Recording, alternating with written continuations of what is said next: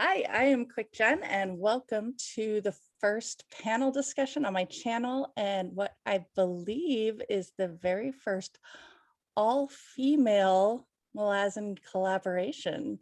So I am so excited to welcome Counsellor of Moonspawn. She's part of the original Malaz to Boom, and I'm just so excited to have you here. Thank you for coming. Yeah, the pleasure is mine, because I'm so excited that you chose to join the MBotF squad, Jen, because it's so cool to have another female Malazan veteran. So yeah, I'm super excited to be here today. I can't imagine anyone who's watching is not already subscribed to your channel, but I will post a link in the description. And Ben is a brand new face to YouTube, but I think anyone who's on Iskra Jarak's Discord will know who she is. And in addition to being a Malazan fan and a mom, she is an amazing artist who created the thumbnails for both Iskra Jarak's and Ruth and Bad's YouTube channels. So if you may not have seen Ben before, but you've definitely seen her artwork. So the inspiration for this, speaking of Iskra and Ruthin video, is that last week Ruthin Bad called out a challenge on his Mother's Day video with Iskra Jarak to myself and to Ben and to Counsellor to create our own video about mothers in Malazan, and never let it be said that the women in Malazan back down from a challenge. So here we are. We thought it would be nice to kind of go through the mothers in the order that their storylines appear in the book, so that way everyone can just sort of jump off when we hit the point that they've read that far. So I'll try and call out spoilers when we get to them. So we're going to start out with Memories of Ice, of course, because there are a lot of really great mom storylines in that book. So if you haven't made it through Memories of Ice, probably now is the time to leave. All right, should we start with the big one? I think that would have to be the Maib, right? Yeah, for sure. Or however you say it. I've said it like every possible way and probably a couple of impossible ways, so use whatever pronunciation you like. I feel like I'm going to be horrible with pronunciations in this, but yes, Maib. I really resonated with her. I understand she's a very difficult read for a lot of people because it can be very dark, but her experiences with illness and motherhood were very meaningful for me because I got sick after having my son. So what she went through echoed a lot of what I felt about myself. She was a very special character for myself anyway. I think it makes sense to me that you have a special connection because you very literally went through a similar experience where you were physically ill that accompanied kind of raising your son, right? Right. Like I lost 50 pounds within the first year of having him. Like I had that physical like shrinking, still just bones basically. So hearing her talk about how weak she was and even just her dreams, how it was so nice to escape into this dream world where she was healthy and everything was perfect. And watching her child get bigger and bigger. You know, there's pictures of me when my son was 1 and I can hardly hold him. He's just this giant baby. And I really felt strongly with those emotions. And it was a wake-up call for me too, with how I was acting outwardly, my behavior, her lashing out, seeing her doing that and me being upset reading about it and realizing that I was very much echoing those behaviors in my life. It helps me deal and cope with that process. Mm-hmm. Yeah, I feel like what's so special and interesting about the Maib is, of course, she is an extreme example of what motherhood takes out of a woman because of the way that Silver Fox feeds off her, and she's basically aging super fast. So like in our world, it wouldn't happen like that, but still of course, a child is going to take a lot out of the mother, a lot of time, a lot of strength and energy. So I feel like her character is kind of an extreme metaphor for the sacrifice of motherhood. And of course, it's, if you imagine being in her position and aging that quickly, I mean, I feel like it's a little bit of a similar case, like with Malazan, where people are complaining about the way that she behaves and how she interacts with others. But honestly, if you were in her position, wouldn't you act the same? Or, I mean, I guess it's kind of understandable. So I personally don't have children. So I'm like the only non-mom in this chat. So I would be really curious to hear you guys' opinion on the sacrifice of motherhood and how it is portrayed with the MBotF.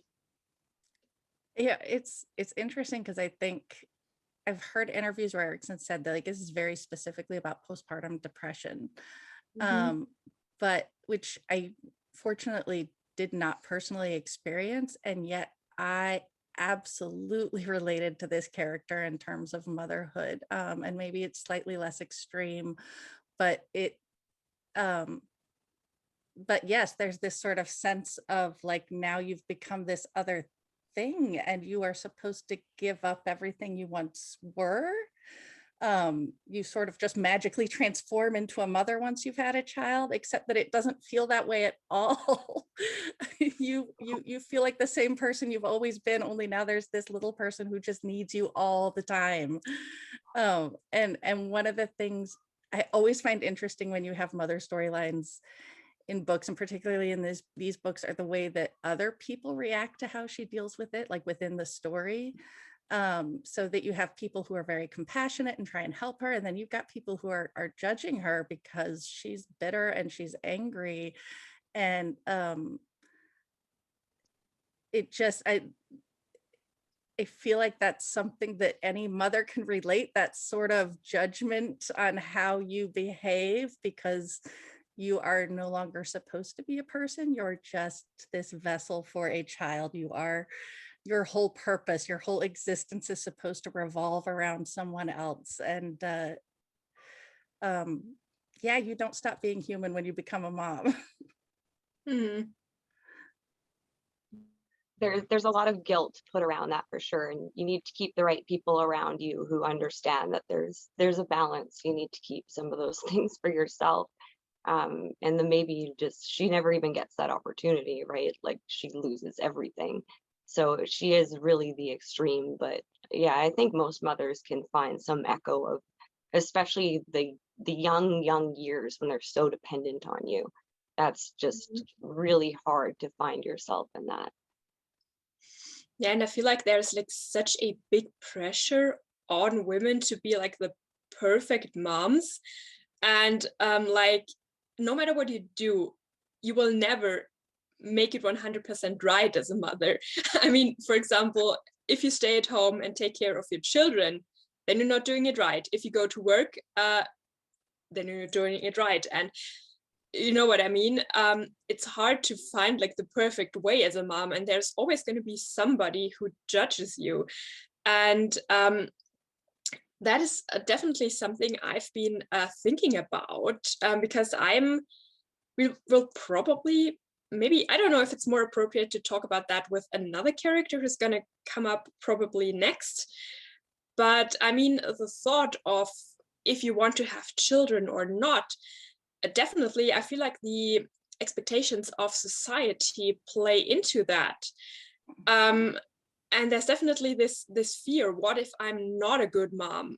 Or of course, I want to be a good mom because I want to be the best possible mom for my child. But then there are also the expectations of others that you can never fulfill. Even if you are as perfect of a mom as you can be, you still won't be perfect to some people. And that's like really messed up. Yes to all of that. Yeah, there are probably, like, I think we can definitely dive in deeper when some of those other characters come up, but I do think it's relevant here because I don't know that this is, I mean, how much of this was a choice that the Maybe made? You know what I mean? Like this isn't a sacrifice that she went into eyes wide open willingly, right? Like this idea that she was sacrificing her entire life to have this child. It wasn't the vision she had for herself. And so, yeah, I think that plays into it as well. And you also touched on sort of that, we talked a lot about that judgment of mothers and whether or not they're doing it right, but there's also that other judgment of whether or not you become a mother, and sort of that pressure that all women should be mothers, or should at least want to be mothers, which I think is really interesting. And I feel like that's another point that's closely related to that. And I mean, what if you are a mom and then you end up struggling with your child? Like that's the case with Imaibi as well, when she is having issues with her child, or when she is like the thing with the wolves, when she's scared that her daughter is sending the wolves after her. And what if you are a mom and you recognize, oh crap, maybe is the sacrifice bigger than the gain for me? Was it worth it? Am I maybe regretting becoming a mother? And I feel like that's such a taboo topic, and I don't know in how far you guys are willing to talk about that, but I think that's an important point with the Imaibi as well, that you are not allowed to complain about motherhood as a mom. So how do you guys feel about that? There's definitely a lot of like, there's difficult times where your kids are just being crazy, or everything's piling up and you're just thinking, why did I do this? This is too much. Like everyone will have those moments. I think it's unrealistic to think that you're never going to hit those dark places with kids. Especially like my son has special needs, like he has ADHD and autism. So he's a handful for me. But at the same time, those happy moments, the light times, the way he just makes me laugh all the time, like it balances out where you find that happiness. Again, like the Maybe, since her process was so rapid, it's like she had so few opportunities to get those breaks and those happy times with her child, because her child was an adult before she could even experience it. Yeah. I definitely relate to that. So I think I've mentioned it in the Discord before, but we adopted our oldest after trying for a lot of years. And so there was this sense of just, I'm supposed to be grateful all the time, and I'm just supposed to treasure every moment. And you know what? Not every moment is worth treasuring, and it's hard sometimes. And you love them every second, but yeah, that doesn't mean you're grateful that you're going through every moment. But it took me a while to come to terms with the fact that like, it's okay that this is hard, and I don't have to just be like you're not supposed to be in a state of bliss. Motherhood is hard. And it's okay to just say that to other people, and like kind of getting to that point where I could talk to other people about it is what helped a lot. I think in terms of like sort of the cost versus the reward, this is motherhood, like there is a cost, but I don't know that there's a reward beyond just seeing your kids become like fully formed adults. You know what I mean? Like you can't go in with this idea that it's something you're going to win at, because you're not. You just have to, really, you're just kind of putting your heart outside of your body and hoping that like it stays safe and well, and that you do a good job with it. And yeah, there isn't really like, it's not something that you do because you hope you get something back. At least I hope not. Not realistic to think that anyway. But there is sort of that sense of kind of betrayal by her child, even though she knows it's not something that Silver Fox is doing intentionally. There is that resentment, and I don't necessarily relate to that part, but I think it's interesting, especially because that idea of betrayal is reflected also in the matron storyline, which is another really interesting motherhood story in Memories of Ice, because she is betrayed originally by her children, and then within Memories of Ice is also betrayed by kind of her new adopted children, right? By the seer at the end, when he's just been using her for her power and puts it all into the, is it a finist that her power all goes into at the end? And that breaks her. So when I was talking about that sort of like putting your heart outside of your body, which sounds like this lovely little metaphor, it feels so true in that, like, it feels like you are going to die or lose your mind if something were to happen to your kids. And that really is where the matron is at, right? Right. Well, and with her, she lost her kids and, thought that bringing them back, these undead creations, would fill that need. That just drove her more mad. Yeah, it's truly tragic with that one. Yeah, not a lot of happy mother storylines. And we're going so far away, like, because normally my channel is all about the humor, and there is not a lot of humor in these books when it comes to moms and their stories. Although I will give a quick shout out for Spindle's hair shirt. Yeah, that's one. Not the best example of motherhood, but incredibly entertaining. So yeah, shout out to Spindle's mom. Keep an eye on him. Yeah, she takes this idea that a mother's love is eternal and makes it kind of horrifying, really. Yeah. Yeah, but with the matron, I feel like another example of her desperation is the way that she treats Tok, right? And how he's kind of a weird horror parody of a baby, in the way that she is like holding him tight. Mm-hmm. And she's holding him so tight that she actually breaks him. Which is, I don't know, it's just... What a great metaphor that is, huh? I don't know if it was intended that way, but I mean, if a mother holds a child so closely to her that the child can't breathe anymore, that it can't develop on its own and make its own experiences, that's not good either. Right. So, yeah. Which is a nice sort of contrast to the Mybe, where the Mybe ends up kind of pushing Silver Fox away and not wanting her to be near her. And that has a huge impact on Silver Fox, right? I mean, one of the reasons she won't let kind of release the clan is because, or the amass, is because like she has plans for how she's going to fix this for her mom. And then you have this contrast where the matron can't let go, and literally crushes her child Tok, basically to death, right? Which is, again, another good example of motherhood. Damned if you do, damned if you don't. Everyone just does their best, and you hope for your kids learn some good lessons along the way, I guess. Right. All right. Anything else? Any other like big storylines or things we want to talk about in terms of moms and Memories of Ice? I think that about covers it for me.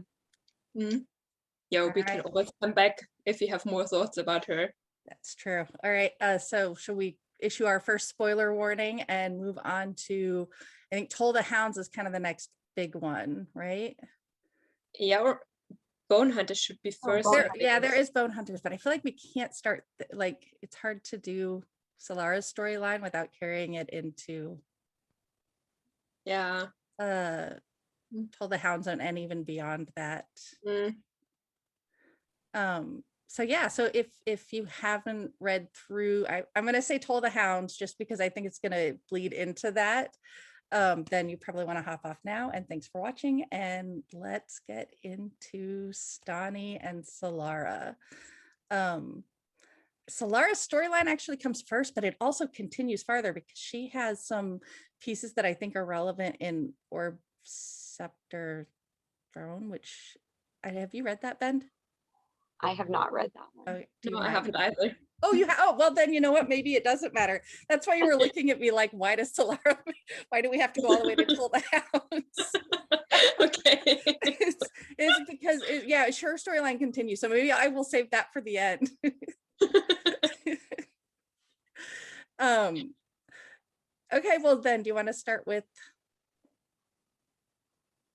Yeah, all right, so we are going out of order, but since I already gave the Toll the Hound spoiler warning, I'm going to say let's start with Stani, and then we can do Solara, and I can finish up with the stuff that's in the ice books. Does that sound good? Okay. Okay. So Stani, and her story does actually start in Memories of Ice, which we were just talking about, but we don't find out until Toll the Hounds that she got pregnant from the rape and has now a 5-year-old child that she's given up for adoption. So where do we want to start with that? I was always a huge fan of Stani's character, just like her attitude. She's so ferocious, and watching her go through such trauma and then have this child that she named him after Carlo. She clearly cared for him in some way, but I can imagine the PTSD she would be going through after all of that. So, finding him a good home and keeping an eye on him. And I just felt like it was so heartwarming because it wasn't this, immediate, oh, she's raising the child, she kept him, she's doing all this. Like watching her have this distant relationship was actually really refreshing for me. Yeah, but I feel like Stani is another example of how society might judge a woman immediately. Because obviously her child is a huge trigger for her and makes her remember what happened to her. So maybe some people would say, again, that's a recurring theme with tragic female characters in Malazan, I think, that thought of them just having to get it together and not complain and just accept what happened to them. But I mean, it's easy to say that, yeah, oh, well, she was raped. She shouldn't complain that much. It's her duty as a woman to raise her child now. But I mean, it's not that easy for her. So I think we cannot measure the desperation that she must be going through. And I don't think her giving up her child for adoption, or, I mean, his adopted family, they are relatives of her, right? If I remember correctly. I'm sure if relatives or just close friends. I'm not 100% sure. Not like Gruntle was the one who knew them somehow, but yeah. I don't remember. Like yeah, anyway, who made the arrangements. I don't know. Yeah, I guess it doesn't really matter. Anyway, I don't think it was a decision that she made lightly. I'm pretty sure that she's probably feeling guilty about that. And I mean, imagine how horrible it is if you have to decide what to do. Are you gonna put your own well-being first, but then you also have to struggle with the guilt again? Or are you gonna try to take care of the child as best as you can while trying to face your own demons? And that, again, might lead to negative consequences for the child, because when you're constantly battling your past, that, of course, impacts how you will interact with your child. And then there is no predicting the long-term consequences that it will have on the way that your child will grow up. So the decision is not simple. And when you, I mean, first of all, of course, you shouldn't judge her, I think, but even if you want to judge her, there are so many factors that you need to keep in mind here, I think. So, yeah. So you mentioned PTSD, and this is going to sound like a strange correlation, but at the time that I was reading these books, I had a friend who had served in Iraq, and he had been shot and nearly died, and obviously had surgery and all of this, and came out of it okay, but he still has shrapnel lodged in his back, and you can actually feel it, like these little hard lumps. in his back. And he talks about the fact that that's what bothers him the most, that somebody tried to kill him and they literally like ripped open his insides. And now this piece of that person that tried to kill him, this thing that they touched, that they had their fingers on, is now a part of him and it's inside him. And it feels like a violation to have that in his body. And a child is obviously not shrapnel, but emotionally, this child kind of is. That this having to carry this emotion, this shrapnel from this traumatic event, like you can't, I don't think it's something anyone can imagine unless they've gone through it. Having something like that inside of your body, that how incredibly difficult it has to be to deal with. And you know what? It wasn't the shrapnel's fault that he almost died. You can't blame the shrapnel, but that doesn't mean the feelings aren't there. And it's that much more complicated though. And I think I like that because it makes it easier to sort of separate the fact that there's a child involved from the emotions, right? Because that's where it gets complicated, is when you, why pregnancy and all the issues around it are so complicated for us, because we know it's not the child's fault. And we know that Harlow is an innocent and that he doesn't deserve to pay for the consequences of what happened to Stani. And so I think emotionally, that's why it might be more difficult to accept sort of her decisions and the way she approaches it. But I don't know, I felt like there was a parallel there sort of between like being able to separate out the Harlow piece and the action and the effects on Stani, right? And she can't separate it either, because it's very clear that she does love him and she does care about him, but she can't be around him, right? She can't think about him except sort of obliquely. Yeah, it's hard to watch her go through that emotional journey. It's one of the, for such a kind of side character, I feel like her growth is just so interesting, especially with Harlow in the end of Total Downs. All right, so I have to ask, how do you guys feel about that ending? And because I think it's is it Bellum Nam that sort of like verbally slaps her and is like, guess what? You don't get to just sit and wallow anymore. These kids need you and you've got to step up and take care of. And I say kids because I think he was giving them asking her to watch Harlow's adoptive sisters at the time, right? And but he was really talking about Harlow, that this kid needs you and you need to just kind of get over it and step up and take care of him. And in the story, it's sort of like what she needs, and then she does. But I don't know, it's complicated. How do y'all feel about that?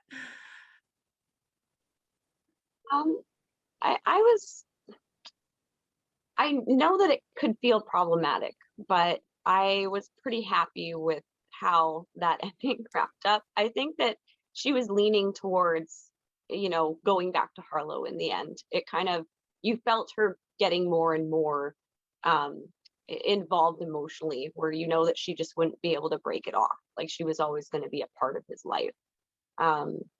So maybe that slap was what it took. Yeah, I mean, as I said, it's super complicated. And I mean, I feel like the first immediate reaction you have to this is joy, but it's because you're just happy for Harlow to have his mom back. I mean, Harlow is like this innocent, pure baby, and you only want the best for him, right? But then it's also bittersweet, I think, because you know that the struggle isn't over.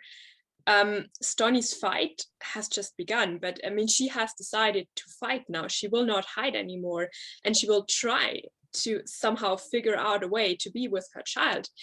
But by that, she has to face her own demons. And of course, it's not like the past is suddenly gone or all of the memories are suddenly gone. And I think the relationship between a mother and a child is super complex, of course, and your own experiences are going to influence the way in which you interact with your child. And I mean, of course, in general, the question if there can be cases in which it is better when a mother doesn't raise the child herself because of something that happened to her, or if she is unable to properly take care of the child. Let's assume a mother has a severe mental illness, and because of that she cannot take care of her child properly, and because of that the emotional consequences for the child would be severe. And I mean, I'm not sure, that's probably not, Stani isn't quite that extreme of a case, but still there is going to be a consequence for how she is going to interact with Harlow. So it's not, there's no guarantee that everything's going to be rainbows and unicorns from now on, and that Harlow will not somehow have like a little damage from the relationship with his mom, if you know what I mean.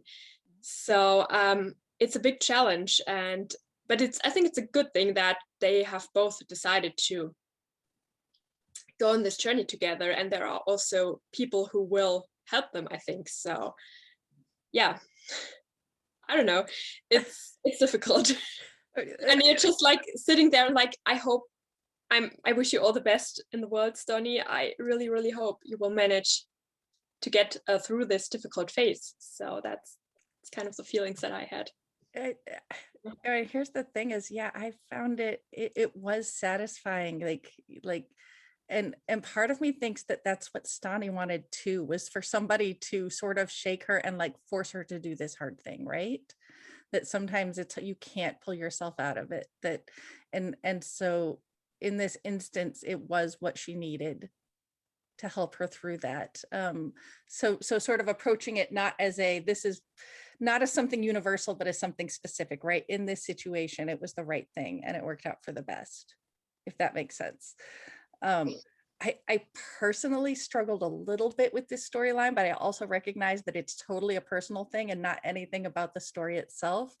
But it plays a little bit into this idea that sort of the like nightmare of like evil people. Well, let's say they weren't evil, but like adoptive families not really truly loving that child as their own, and that the best place for that child is always going to be with their real mom. And you know, as an adoptive mom myself, I obviously had like some strong emotional reactions to that idea, even though I know that there are cases where that's true, and that this was probably, well, almost certainly one of them, that the family he was with didn't really have the capacity to care for him and give him what he needed. And I mean, honestly, Stani didn't necessarily either, but it was in her.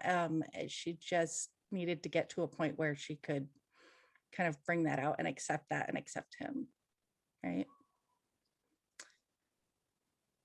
But speaking of adoption, I don't know, unless there's anything else you guys want to cover here, you want to move on to Solara? I'm just gonna walk away for 1 second here, and then yes.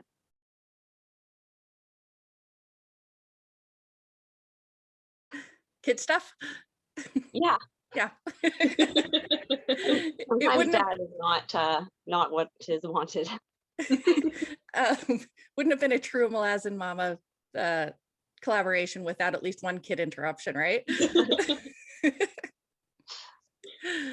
All right, so Solara, I actually went back and reread these sections because I didn't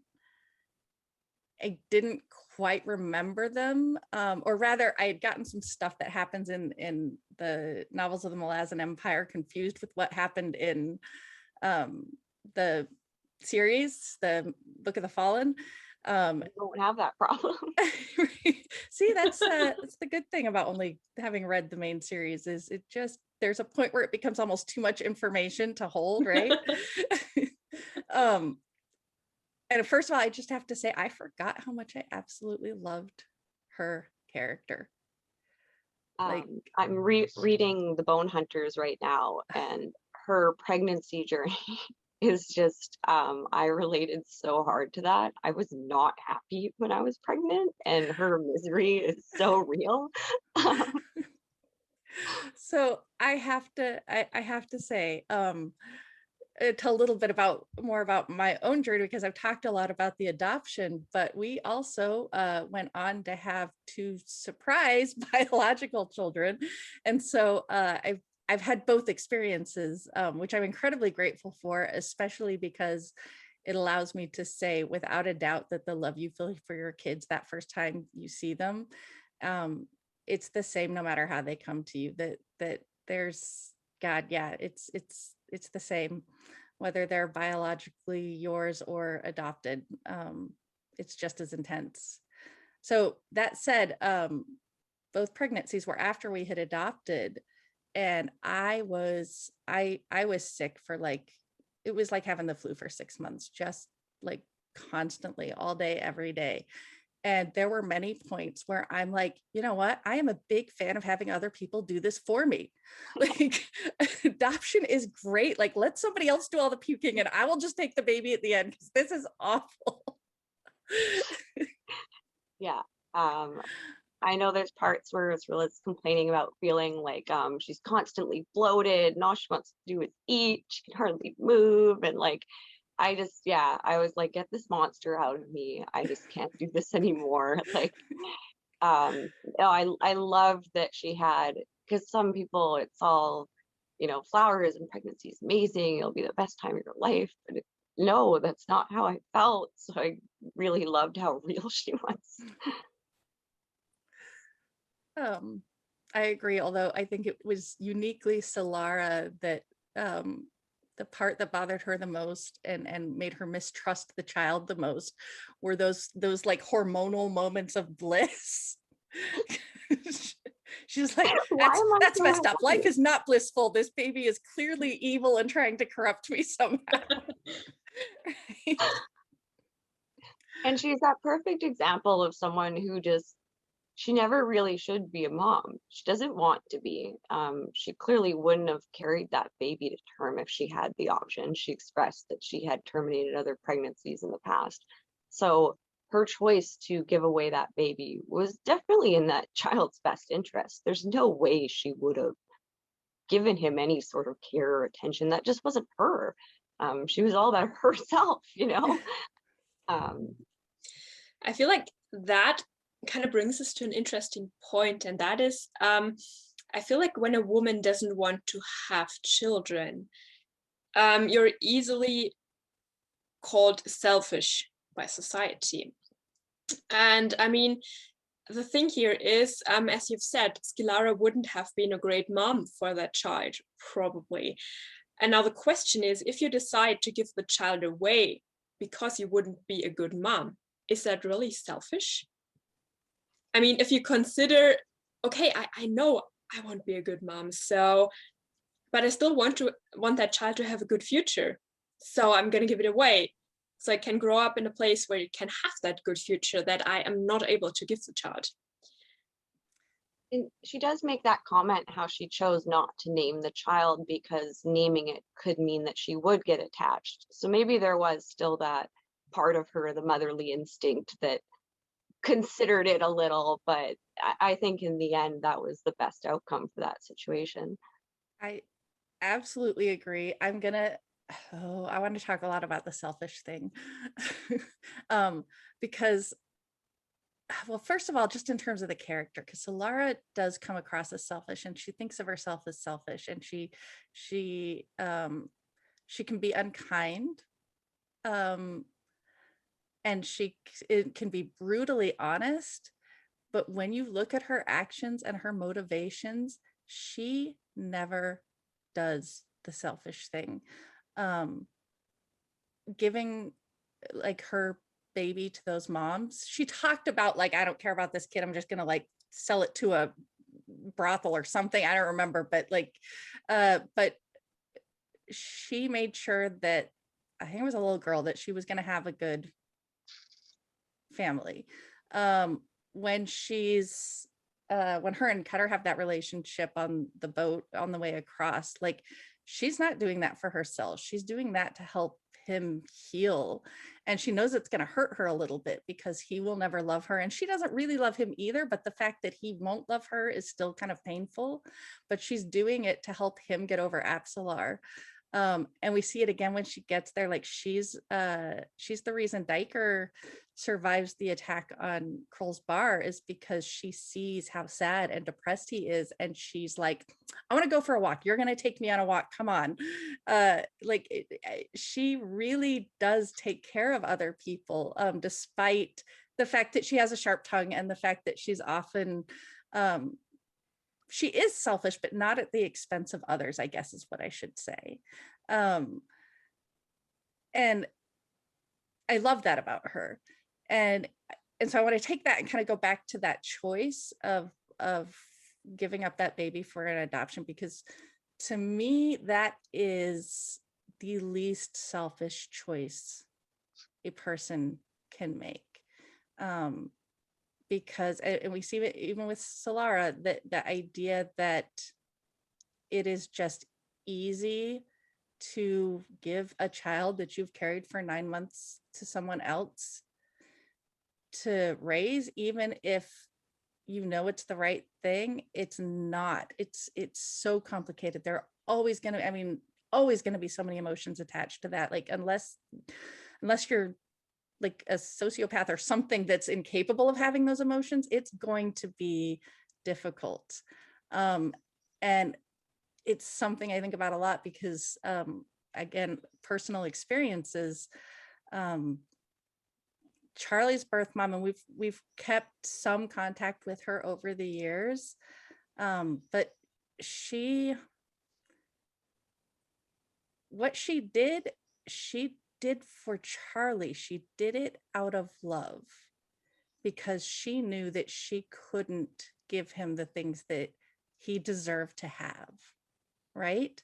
And because she loved him, she wanted those things for him. And so she made that sacrifice to make sure that he was raised with the things he needed and with people who loved him and would take care of him and just give him all the stuff that she couldn't. And that is how I see Solara's storyline as well, or her decision at least. But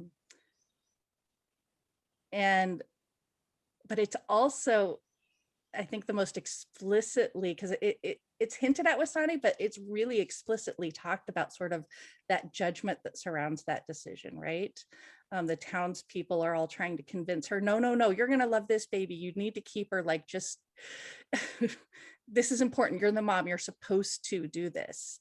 And then Lorik comes in and is like Mr. Self-Righteous, like going on and on about like what a mother should be and the rights of the child. And I don't think I've ever hated Lorik or loved Barathol more than I did in that conversation between the two of them about Solara and her decision to give the child up for adoption. There's a really good glimpse at just how much Lorik cares when you come in the room and Char's crying and bawling because Lorik took the baby from him and just walking back and forth. And Barathol goes, how old do they have to get before you stop caring, or something like that? Right. And it's like he doesn't actually care about the child. It's the propriety of things. And it's shown right there with what he does to Char. Like, just such terrible excuse for behavior. I don't know. Right, because it's about, there's a right way to do things and this is the right way. And because if it were about the child, honestly, if you're just thinking about what's best for the child, then staying in that town with those women is the best thing for that child, right? Which you should have gotten in the first conversation with Trilla. Like, I mean, yeah, oh, sorry, I'm changing the topic a little bit, but I also, I wanted to call out in terms of kind of defense of Solara, I guess, that point when they're all, when they're shipwrecked and they're drowning in the ocean, Solara's very first thought is, thank God I didn't bring her with me. Thank God she's not here. And that she's safe back on land.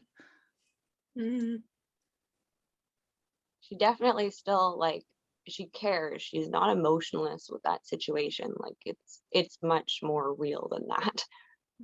Mm. And also, I feel like the decision of a woman, if you want to have a child or not, it is a very complex process that you go through.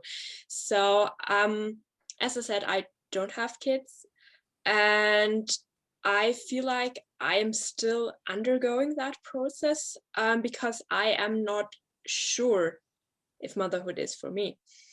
And I feel like what's interesting is for some women, it's clear that they want to have children. I had some girls I went to school with knew that they wanted to have kids when they were like 15.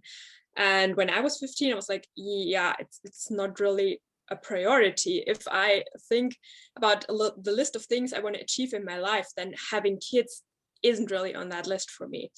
And that still hasn't really changed. It's not a priority. It's not like achieve this and that and then have kids. Like, I don't know if it's gonna happen at some point. I don't want to say I 100% do not want kids, but it's not something that's particularly important to me at the moment. And I'm also debating the question with myself if I want to be a mom and if I would be a good mom and what it would take out of me to be a good mom. So of course this is a very personal process and it's going to be different for everybody. But I personally could really understand Solara because I personally struggle with that question as well. Do I want to be a mom? And again, we have society's expectations here. People will say, yeah, you still have time. You're still young. You're going to change. You will want kids. Just wait 10 years and then you want to be a mom. But what if not? What if my opinion never changes, if I do not want to have kids? And I personally know that I would have to pay a lot if I were a mom, because I would, of course, want the best for my child. And I am sure that I would love the child more than anything in the world. But then again, we are at that point of sacrifice of motherhood. And I know that the price I would have to pay personally for my child to live the best possible life, it would be high. And I'm not sure if I want to pay that price. And I don't know if I will be able to make it happen in a way so that the child will not be the one who has to pay, because I cannot be perfect. So yeah, because of that, I feel Solara. And again, it's that point, are you selfish? Am I being selfish when I'm considering those points? And I'm considering deciding against motherhood. And yeah, it's difficult. I hope you saw both Ben and I like, no, when you asked if you were being selfish, we're both like, such an old-fashioned view. And honestly, like, I was once in that spot, not saying that you're going to change your mind, but I didn't know if I wanted kids for a very long time. I've never been big around kids. I'm so awkward around children, any but mine. You know, my family always said if I had a baby, I was going to be, whoop, here you go, to my spouse and running back to work. And I'm not a kid person, but you know, we thought about maybe if I adopted because I didn't want to go through pregnancy. And then I just got pregnant and it was like, okay, sure, let's try this. Like, I don't know. I feel like that's probably the best way that it could have happened for me, that if I would have mulled over it forever, I don't know what I would have done. And then you kind of learn too that like that whole every mom is different and we don't all fit into a mold, and you don't stop being you. Those selfish things don't disappear. I'm still very much the same person, and being the best mom that you can be is really it. Like, there's no excellence, there's no, I don't know, there's no way to measure it. You just don't win at motherhood, you just don't. Yeah. Right. So I like, it's such a hard consideration to even think of for your future, because you never know until it happens, and then it's too late. Like you're stuck with it. Yeah, I don't know what's going to happen. Maybe in 10 years, I will be in a relationship where I feel like having a child now is right. I don't know. Maybe that will happen. Maybe it won't. But I know that for me, it won't be a big problem if it doesn't happen. And what I really don't like is how they will tell you that you're not a proper woman, or that there's something wrong with you if you don't want to have children, or how you will never live a happy and fulfilled life if you're not a mom. And I don't know, I feel like it's also kind of disrespectful towards women who can't have children. Like, Right. I mean, then they will never be happy and fulfilled, right? Right. So, well, because I spent 7 years not sure if I ever would have kids, and this idea that like you're just never going to really be a woman. You're never going to be part of this club, which was I mean almost as painful as the idea of not having children itself. I will say I feel like attitudes around that and women choosing not to have kids are changing a lot. But I wonder if you still feel that sort of that pressure or that expectation that motherhood should be the goal. Yeah, I feel like it's definitely changing. And I think also the internet is helping here, because you have many women who are speaking out and saying, well, I don't want to have kids. And I don't know how that's going to change for me personally when I get a little older. So like my close family is pretty understanding when it comes to this, but I feel like it's more like for me personally, it's more of the general pressure of society, not really what individual people are telling me. But I mean, I've read many experiences of women who said that they are constantly being pestered by their family about when they want to have kids. So. And Malazan didn't convince you to be a mom? I don't see all right, so I have to tell this story just because I think it's funny, and it's a story I always think of when I think of the my and you were talking about the sacrifice. I had a professor once whose wife had twin aunts. So when they were identical twins, and when they were younger, no one could tell them apart. But by the time he met them, they barely looked like sisters. One was young and vibrant and full of passion and traveling and doing all of these wonderful things. And the other one was like haggard and decrepit and bitter and unpleasant, and they looked nothing alike. And I will let you guess which one had kids.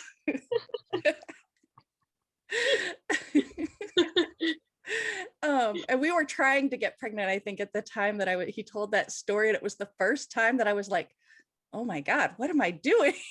Really.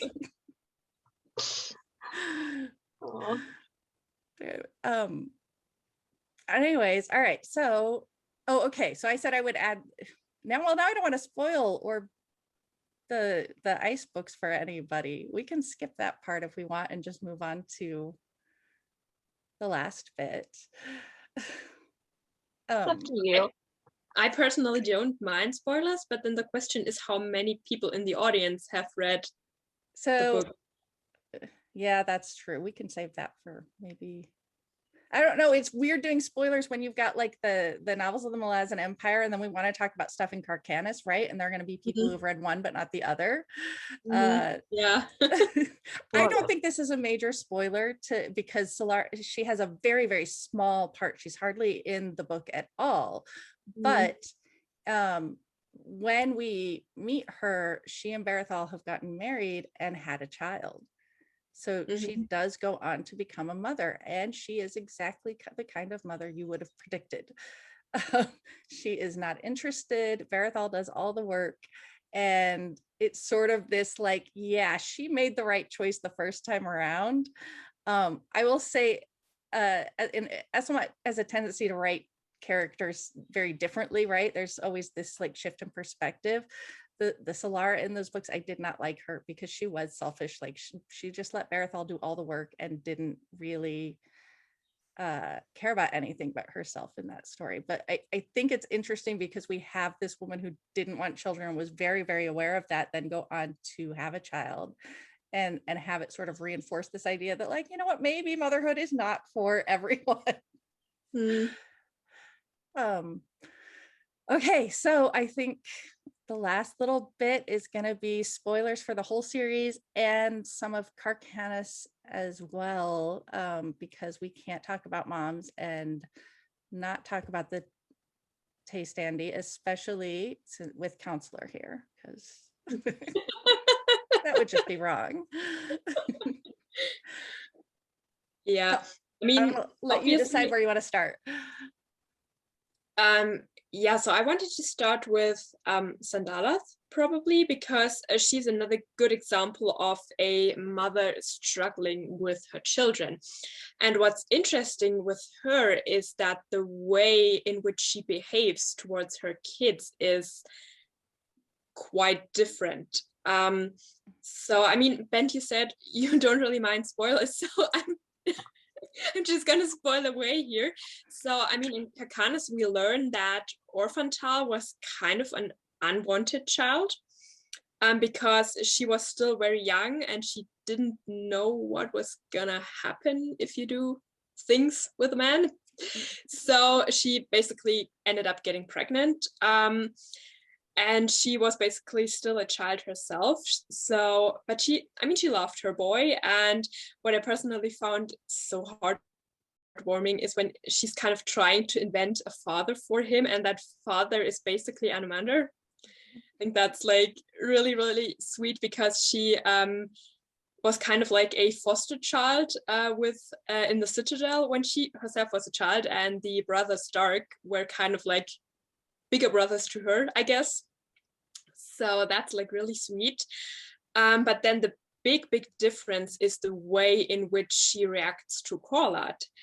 And that is understandable if you consider the way in which she was conceived. So I don't know, just out of curiosity, Ben, do you have a theory of who Korlat's father is?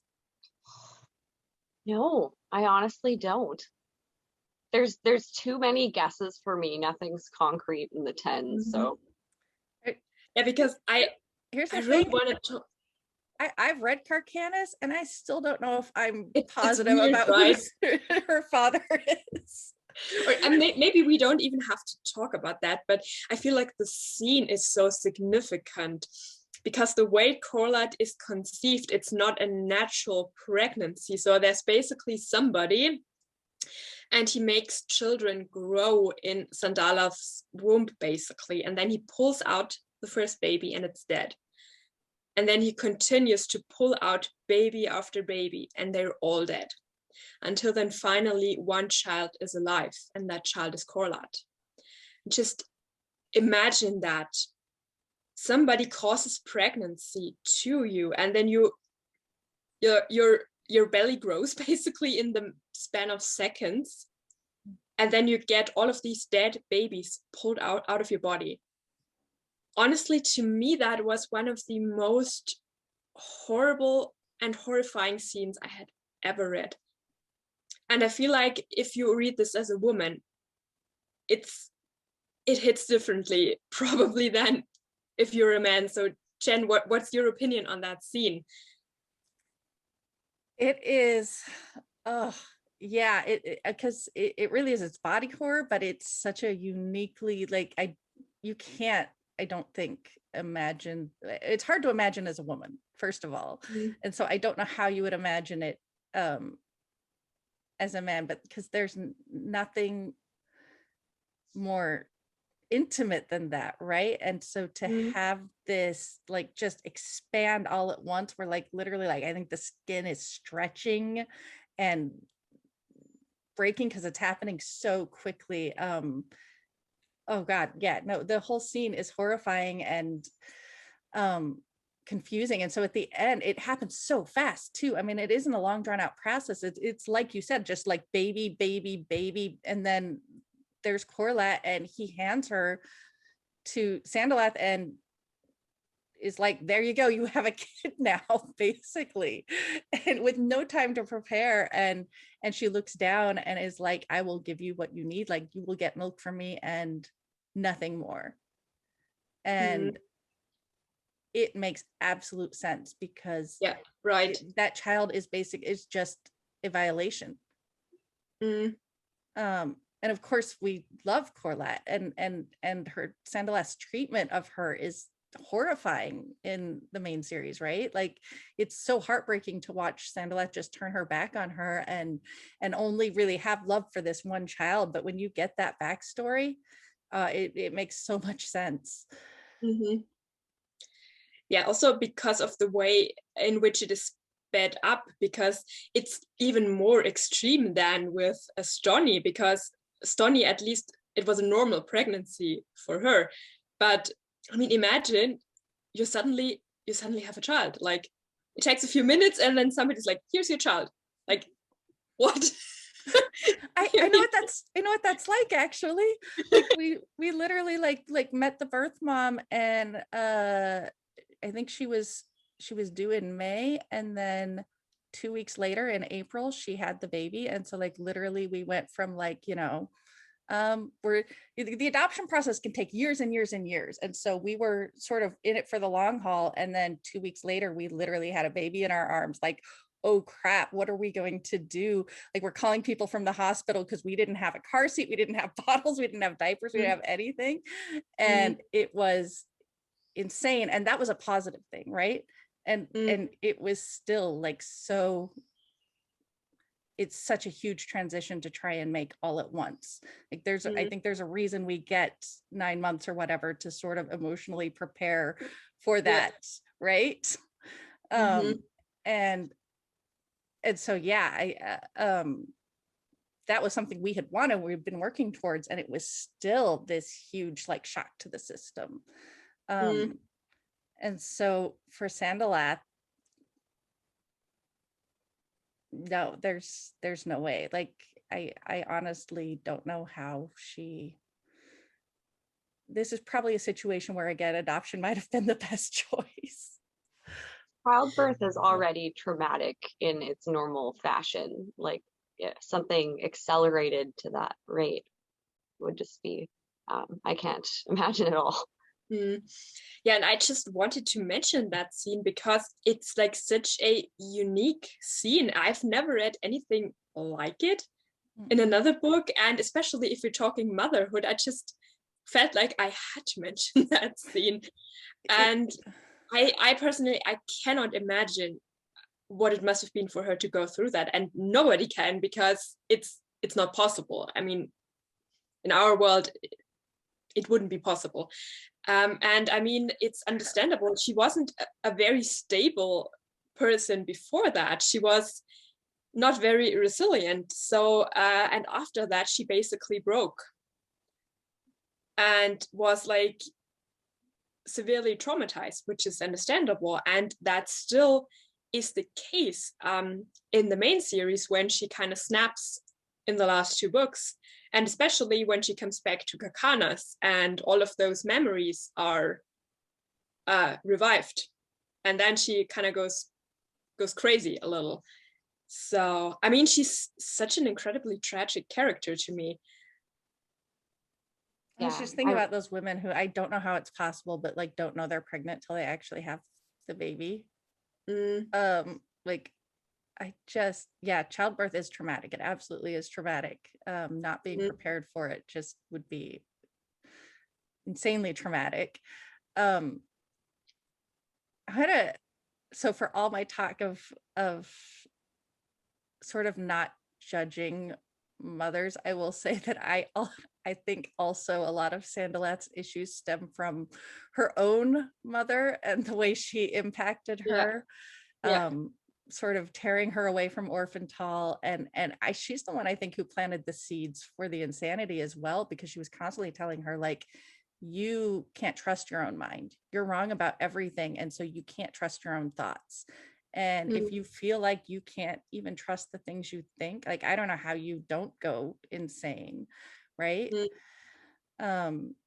Like, especially coming from someone like your own mother, where those words are a lot more impactful than if it's just, you know, someone, a friend or whatever. Mm. Yeah. I mean, it's the event itself is traumatizing enough, but then you also have to consider her family background and the relationship with her mom. So yeah. Yeah. Like I said, I don't believe in judging other moms, but I might be judging her mom a little bit. She's a piece of work. Mm-hmm. Yeah. Yeah, but then there's also the big mom, Mother Yep, Dark. I think that's probably a good place to end on, right? Our last mother should be kind of the first mom. mother of, yep, the first mom, Mother Dark, right? Who isn't actually the first mom. But that was like when it's revealed that she isn't actually, God, that's a spoiler again. I'm so sorry for Ben. I've spoiled so much for myself on Discord. Don't stop because of me, please. Because in the main series, I was so sure that Mother Dark is actually Anomander's mom, but she's not. Like, yeah, that's one I've heard. Okay. Yeah. Anyway, yeah, Mother Dark, I don't know. Because it just said you don't want to judge moms, but there are some moms you might judge. I mean, is Mother Dark such a case as well?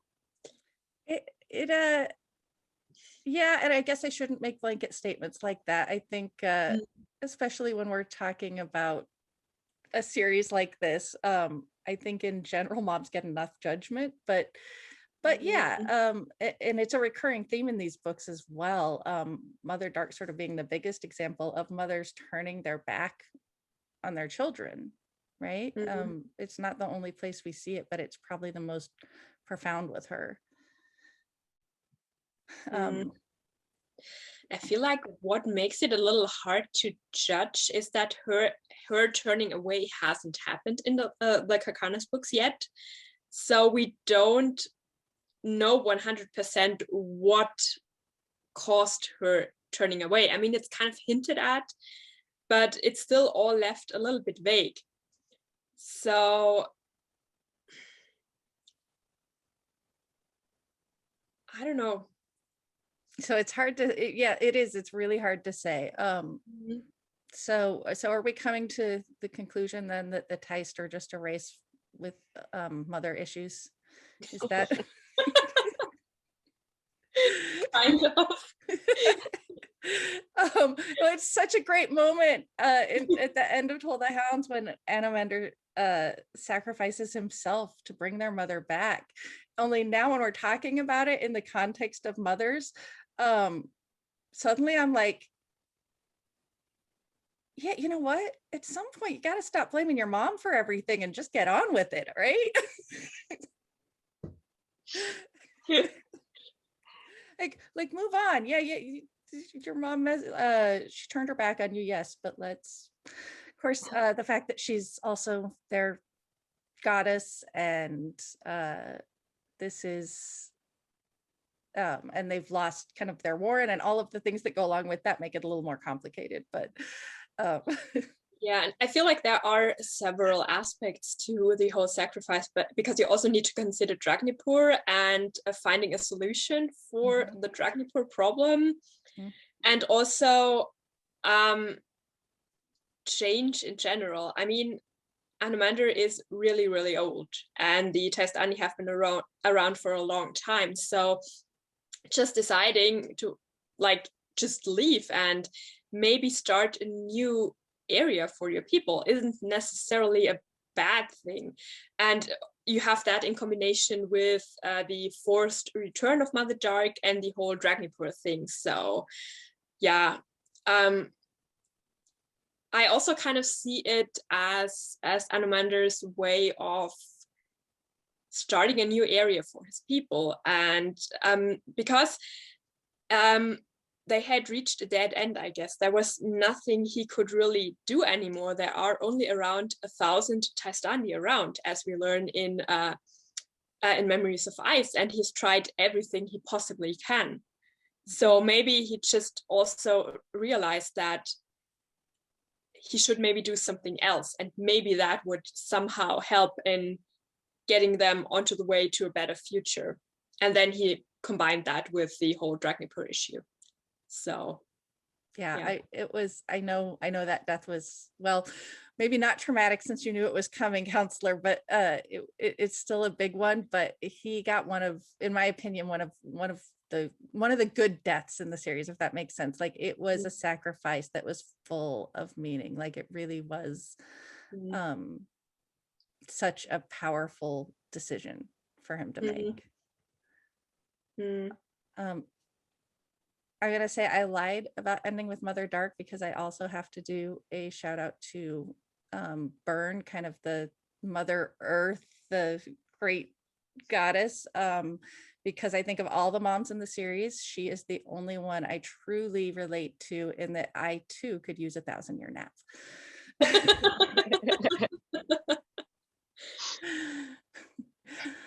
All right.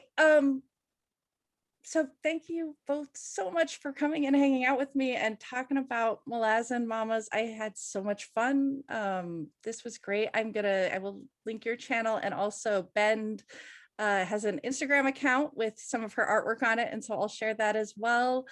Yeah, I had a great time, and thank you both so much. Thanks for having me. yeah, thank you.